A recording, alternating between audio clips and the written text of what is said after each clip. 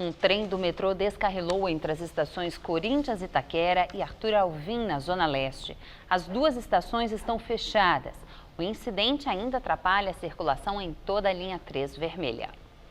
O descarrilamento ocorreu por volta das 3 horas da tarde e, segundo o Corpo de Bombeiros, nenhuma pessoa ficou ferida.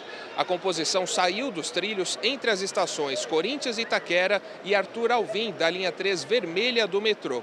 Quem estava a caminho do trabalho foi pego de surpresa. Aí pega fechado, não dá nem explicação, nem satisfação, nem nada, né? Fica difícil, né? A gente chega atrasado, né? Como sempre, fazer o quê? Tem que ir. Uma das rodas do trem teria se deslocado para fora do trilho. Após o incidente, a estação Corinthians Itaquera foi fechada.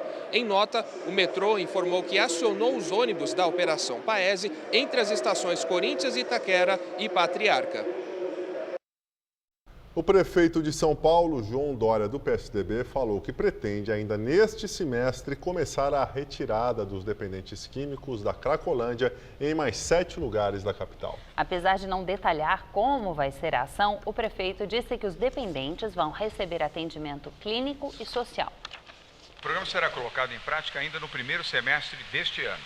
E como foi lembrado na reunião pelos diferentes gestores, coordenadores de cada grupo, é um programa contínuo. Você não faz essa ação apenas em um dia ou em uma semana. Você executa num prazo relativamente curto, mas você mantém isso permanentemente.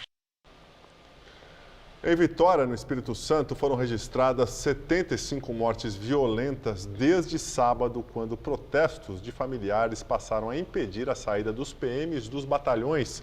Hoje, moradores da capital e familiares de policiais se enfrentaram nas ruas. Grupos de moradores foram até as portas de batalhões da Polícia Militar do Espírito Santo para tentar convencer as mulheres de PMs a encerrarem os protestos. Em Vitória, o Exército precisou intervir para controlar a manifestação. O trânsito foi interrompido e houve confronto entre manifestantes que colocaram fogo em pneus. O Exército usou gás de pimenta para acabar com o tumulto. Mais cedo, nas ruas, o clima era de medo e insegurança. Comércio e bancos permanecem fechados. Vídeos mostram lojas sendo saqueadas. Escolas ficaram sem aulas, postos de saúde fechados e agências bancárias também não funcionaram. Os primeiros homens da Força Nacional começaram a chegar ao Espírito Santo durante a madrugada e se juntaram às tropas do Exército. São tantos roubos e furtos de veículos que as vítimas nem conseguem registrar boletim de ocorrência. As famílias dos policiais pedem reajuste salarial para a categoria, que é proibida de fazer greve. Aos poucos, a polícia está voltando para as ruas. Depois de vários dias de violência, o Departamento Médico Legal de Vitória está superlotado. Já foram registradas em fevereiro mais de 70 mortes contra 4 no mês passado. O Ministério Público Federal pede à Justiça o afastamento do empresário Joesley Batista da presidência do grupo JEF, dono do frigorífico JBS. Segundo os procuradores, ele descumpriu o acordo firmado em setembro do ano passado no âmbito da Operação Greenfield, que apura fraudes em fundos de pensão. O Ministério Público pediu o afastamento de José Carlos Grubzik Filho, presidente da fábrica de papel Eldorado Celulose, que também é controlada pelo grupo JEF. Segundo o Ministério Público, depois da deflagração da Operação Sepsis em julho de 2016, a Eldorado decidiu contratar uma consultoria independente para apurar irregularidades. Mas, na verdade, a auditoria pode ter tentado legitimar as práticas ilegais encontradas nas investigações, como o pagamento de cerca de 37 milhões de reais para 2 empresas do doleiro Lúcio Funaro, preso em Brasília e apontado como operador financeiro do ex-presidente da Câmara dos Deputados, Eduardo Cunha, do PMDB. O bloqueio de bens e ativos de até 3 bilhões e 800 milhões de reais de Batista e Grubzik também foi pedido. O dinheiro garantiria o ressarcimento de prejuízos causados aos fundos de pensão, ao FGTS e à Caixa Econômica Federal. Se a Justiça acatar, os dois também não vão poder sair das cidades onde vivem sem autorização judicial, além de terem os passaportes apreendidos. Em nota, a JEF se disse surpreendida com o pedido do Ministério Público porque as medidas contra Batista e Grubzik tiveram como base denúncias estapafúrdias, infundadas e com caráter de interesses pessoais de Max Mauran Pantoja da Costa, conselheiro indicado pela FUNCEF, um dos fundos de pensão. Durante depoimento ao juiz Sérgio Moro, o ex-presidente da Câmara dos Deputados, Eduardo Cunha, disse ter um aneurisma. Ele reclamou da falta de tratamento. Foi o primeiro depoimento de Cunha ao juiz Sérgio Moro. Ele falou por cerca de 3 horas e meia. O ex-deputado é réu acusado de receber propina de contrato da Petrobras para a exploração de petróleo no Benin, na África, e usar contas na Suíça para lavar o dinheiro. Ele nega qualquer irregularidade. Cunha leu uma carta na qual diz ter um aneurisma igual da ex-primeira-dama Marisa Letícia, mulher de Lula, que morreu na sexta-feira. Ele disse que a prisão onde está o Complexo Penal de Pinhais, na região metropolitana de Curitiba, não oferece condições adequadas para o tratamento. Ele está preso desde o dia 19 de outubro. Eu gostaria de dizer que eu também sofro do mesmo mal que cometeu a ex-primeira-dama Marisa Letícia, um aneurisma cerebral.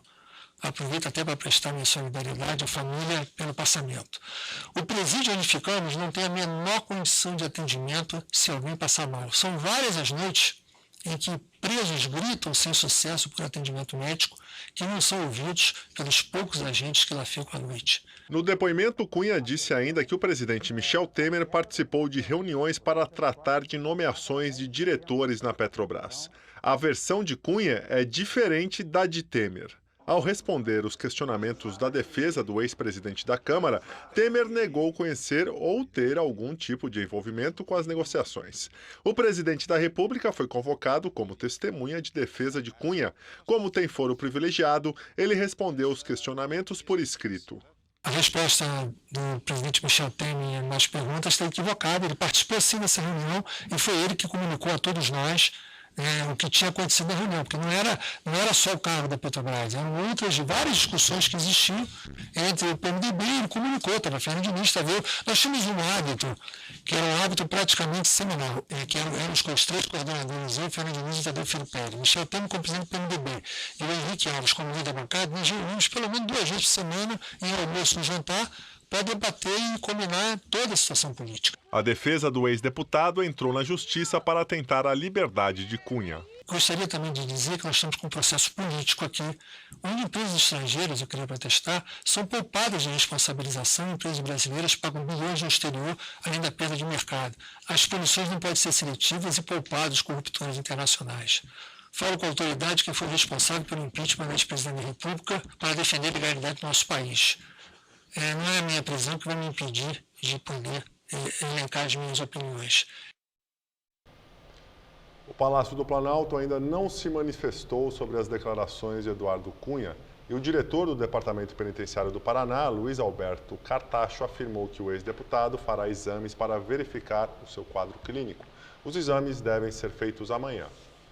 O ex-presidente Lula pediu ao Supremo Tribunal Federal que corrija o erro histórico que alega ter sido cometido pela Corte com a suspensão da nomeação e posse dele como ministro-chefe da Casa Civil no governo de Dilma Rousseff. Lula quer que o STF reconheça como válida a nomeação dele como ministro. Em março do ano passado, depois de Lula ser nomeado, o ministro Gilmar Mendes suspendeu a nomeação. As ações foram apresentadas pelo PSDB e pelo PPS. Mendes alegou que havia intenção de Lula obter foro privilegiado para escapar do juiz Sérgio Moro do Paraná. Atualmente, uma ação protocolada pela Rede Sustentabilidade discute a nomeação de Moreira Franco pelo presidente Michel Temer para a Secretaria-Geral da Presidência. Moreira Franco é citado em delações da Odebrecht. O presidente do Senado, Eunício Oliveira, diz que Sabatina de Alexandre de Moraes, indicado para a vaga de Teori Zavascki no STF, deve ser realizada em, no máximo, 3 semanas. Eunício disse que pediu aos líderes partidários urgência na indicação dos integrantes da Comissão de Constituição e Justiça. Cabe ao PMDB, como maior bancada, indicar o presidente do colegiado. A comissão é a mais importante da casa, onde passam os principais projetos, as propostas de emendas constitucionais, além das indicações de ministros do STF e do Procurador-Geral da República. Será da comissão amanhã. O presidente tem condição de distribuir a matéria para um relator. O relator tem condições de ler na outra semana, na outra quarta-feira, e lido é dado vista coletiva, e na outra quarta-feira já pode acontecer a sabatina. Acontecida a sabatina na quarta-feira, que eu estou prevendo, eu colocarei para votação o nome do indicado para ministro no plenário do Senado. O ministro da Justiça, Alexandre de Moraes, teve o nome indicado pelo presidente Michel Temer ontem. Se aprovado em sabatina e depois no plenário do Senado, ele vai ocupar a vaga de Teori Zavascki, morto em um acidente aéreo no mês passado. Logo após ser anunciado, Moraes pediu licença do cargo. Hoje, Moraes pediu desfiliação do PSDB. Ele enviou uma carta ao presidente da legenda, senador Aécio Neves. O ministro estava na legenda desde dezembro de 2015. Antes, já passou pelo PMDB e pelo antigo PFL, atualmente DEM.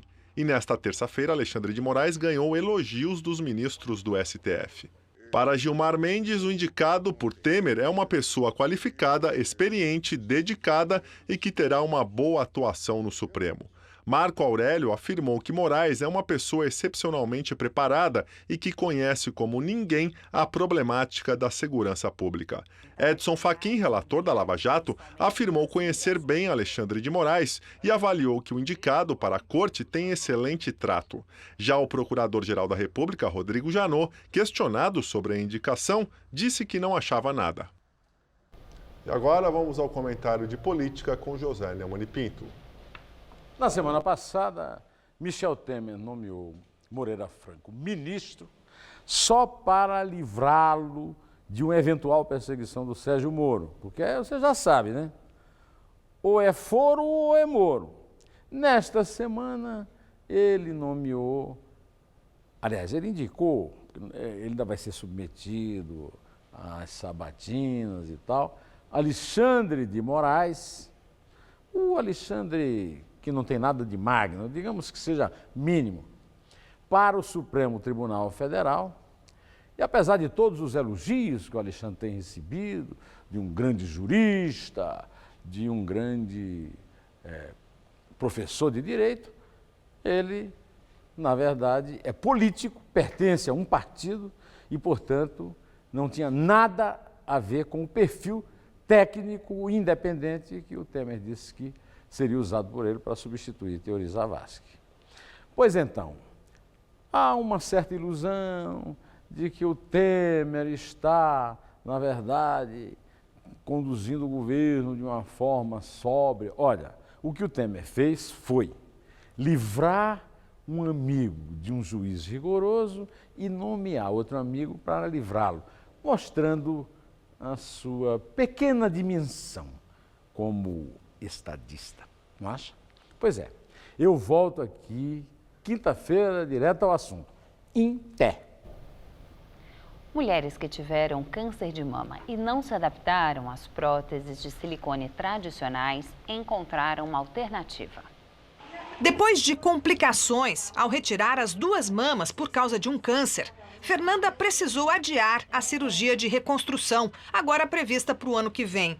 Enquanto espera, ela conta que não conseguiu se adaptar aos enchimentos de silicone ou de espuma, até que decidiu fazer ela mesma a própria prótese. Eu testei com arroz, com painço, com poliuretano e com isopor. Quem passou no teste foi o alpiste, comida de passarinho que ela usou para rechear uma meia fina. Para ir para a praia, a gente põe a mama dentro de uma camisinha, porque aí ela não molha e não mofa. Quando você terminar de sair da praia, você corta a camisinha, você está com a sua mama nova. Ao compartilhar a ideia na rede social, despertou o interesse de muitas outras mulheres na mesma condição dela. Foi aí que Fernanda decidiu fazer mamas de alpiste para doar a quem precisa. Hoje ela organiza mutirões com a ajuda de 80 voluntárias. No ano passado, 400 mulheres que entraram em contato receberam a prótese caseira de graça. A meta das voluntárias para este ano é produzir 5.000 pares, que também são doados a hospitais. Cada mama de alpiste custa R$ 3 e é feita com dinheiro de doações. O grupo está em busca de parcerias para bancar a parte mais cara do projeto, o frete para enviar as próteses. No site Mamas do Amor, uma vaquinha virtual arrecada as contribuições. Há também tabelas de tamanhos, manual de uso e um vídeo que ensina como fazer a prótese. Já Elizabeth, de beneficiada, virou voluntária nos mutirões do projeto. Quando você recebe aquela caixinha com 2 mamas, você sabe que alguém fez pensando em você. Então, mais do que a mama, é o carinho que ela te entrega. Foi assim que Ana ficou sabendo da novidade. Ela também não se adaptou às próteses do mercado, muito mais caras. Eu me senti mutilada, eu me senti, sabe, é uma violência, né? Só quem passa por isso sabe o que eu estou falando. A mama de alpiste, ela traz, assim, como se fosse um conforto, sabe? Como se eu me sentisse mulher novamente. O presidente Michel Temer recebe o presidente argentino Maurício Macri e afirma que deve definir novo ministro da Justiça em 15 dias e que será uma escolha pessoal. É a primeira visita oficial do presidente argentino ao Brasil. Ele foi recebido por Temer no Palácio do Planalto. Após posarem para fotos, os dois participaram de uma reunião. A redução das barreiras sobre o açúcar e os carros brasileiros estavam na pauta do encontro. A Argentina é um dos mais importantes parceiros comerciais do Brasil, atrás apenas dos Estados Unidos e da China. Segundo o Ministério das Relações Exteriores, entre 2003 e 2015, o comércio bilateral entre os dois países passou de 9 bilhões e 200 milhões de dólares para 23 bilhões de dólares. A vinda de Macri ao Brasil é uma retribuição à visita de Michel Temer à Argentina em outubro de 2016. Em declaração à imprensa, Temer disse que a reunião entre Argentina e Brasil buscou resultados concretos e defendeu o fim de obstáculos ao comércio no Mercosul. Diante de um mundo de tantas e tamanhas incertezas, a resposta do Brasil e da Argentina, como fruto desse encontro, é mais e mais cooperação e integração. Após se despedir de Macri, Temer falou que vai fazer uma escolha pessoal do novo ministro da Justiça. PSDB e PMDB disputam um cargo que vai ficar vago com a provável saída de Alexandre de Moraes. A Polícia Federal indiciou 29 investigados na Operação Boca Livre, que apura desvios de recursos públicos. Estima-se que 30 milhões de reais foram liberados pelo Tesouro via Lei Rouanet. O relatório final do inquérito da Polícia Federal acusa 10 empresas parceiras do Grupo Bellini Cultural, que é alvo principal da investigação. Foram indiciados por estelionato contra a União e associação criminosa empresários, um advogado e executivos de grandes companhias, como laboratórios, montadora farmacêutica e até um escritório de advocacia. Os executivos indiciados alegaram que não enxergavam esse dinheiro como dinheiro público, mas sim dinheiro de marketing.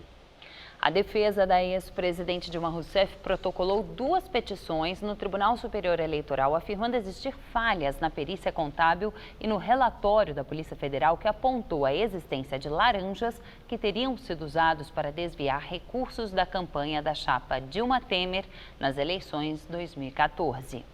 Os advogados da petista pedem ainda que seja feita uma perícia contábil complementar e que a Polícia Federal tome os depoimentos dos responsáveis pelas empresas subcontratadas na campanha, que comprovariam a entrega dos produtos gráficos contratados. Os pedidos foram encaminhados ao ministro Herman Benjamin, relator da ação, que pede a cassação da chapa Dilma Temer na Corte Eleitoral.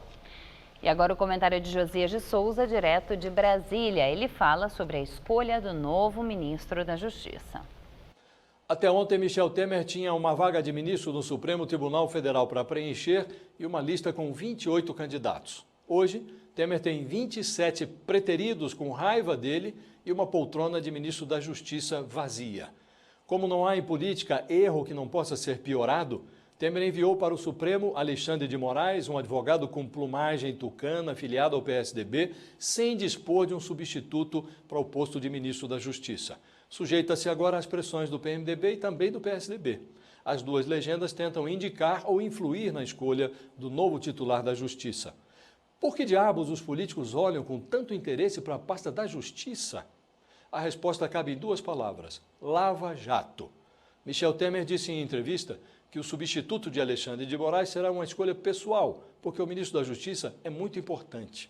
É como se houvesse duas categorias de ministérios em Brasília. Os importantes, que o presidente escolhe pessoalmente, e os desimportantes, que ele leiloa no balcão da baixa política.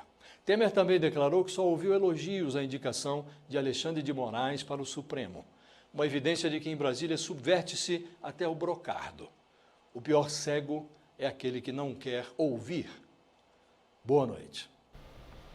Agora, notícias internacionais. Em meio a polêmicas dos vetos a imigrantes e refugiados de 7 países de maioria muçulmana, o secretário de Segurança Interna da administração Trump afirma que a decisão do bloqueio foi precipitada. Confirmado no cargo na semana passada, John Kelly reconheceu que a ordem executiva deveria ter sido discutida mais profundamente com o Congresso do país antes de entrar em vigor. Assumindo responsabilidade pelo caos provocado dentro e fora do país pelo decreto assinado por Trump no dia 27 de janeiro, Kelly reforçou que esse período de discussão serviria para que as autoridades de Washington pudessem se preparar para as repercussões da ação. Apesar de admitir o erro, Kelly defendeu que a medida executiva é legal e constitucional e que a prioridade da nova administração é deter os ataques terroristas.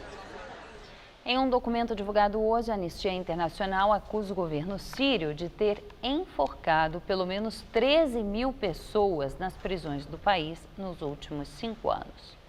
O relatório da ONG se baseia em entrevistas incluindo guardas, detentos e juízes. Segundo o informe, a maioria dos presos, civis considerados opositores ao governo de Bashar al-Assad, eram julgados, condenados e executados durante a noite, sem direito à defesa, o que caracterizaria crimes de guerra, segundo a organização.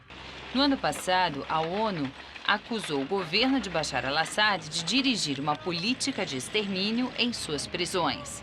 Desde o início do conflito sírio, em 2011, mais de 310 mil pessoas morreram e milhões tiveram de deixar suas casas.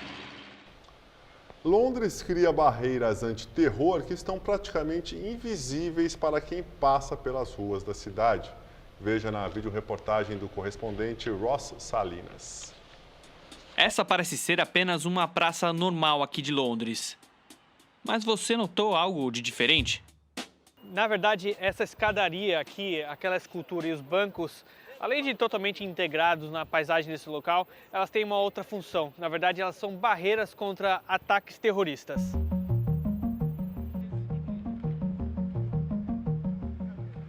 A ideia é criar obstáculos que impeçam o acesso de um veículo a um prédio ou as pessoas neste lugar. Ataques usando caminhões têm espalhado o terror na Europa. Em dezembro, 12 pessoas morreram atropeladas por um caminhão em um mercado em Berlim. No ano passado, em Nice, na França, um caminhão atropelou uma multidão. 84 pessoas morreram. O design antiterrorismo quer ficar despercebido por quem passa por aqui. Vasos com plantas, bancos e esculturas feitas de material resistente são barreiras invisíveis ao olhar de quem anda pela cidade. Em 1993, um carro-bomba do grupo separatista IRA explodiu aqui nessa rua. Matou uma pessoa e deixou mais de 40 feridos. Desde então, Londres começou a pensar como sua arquitetura poderia proteger o seu centro financeiro de novos ataques. E instalaram o que ficou conhecido como o Anel de Aço. Um perímetro com balizadores de aço impedem veículos de terem acesso a certos locais. Câmeras de vigilância observam tudo. A estação de metrô de King's Cross, alvo nos atentados em Londres de 2005, foi modernizada. A fachada foi feita com um vidro especial. Ele não estilhaça em caso de explosão, protegendo as pessoas ao redor. Do lado de fora da estação, outra praça foi construída. Tudo muito agradável, mas não se engane. Os obstáculos do design antiterrorismo estão lá. Formas da cidade se proteger sem ficar presa dentro de uma gaiola.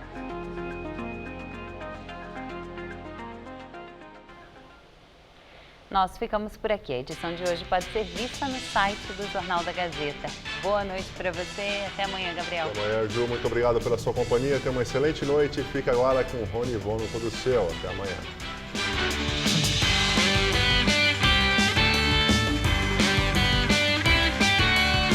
Matérias especiais e comentários do universo esportivo você confere no Gazeta Esportiva. Nesta quarta, 6 da tarde. Assista agora, todo seu.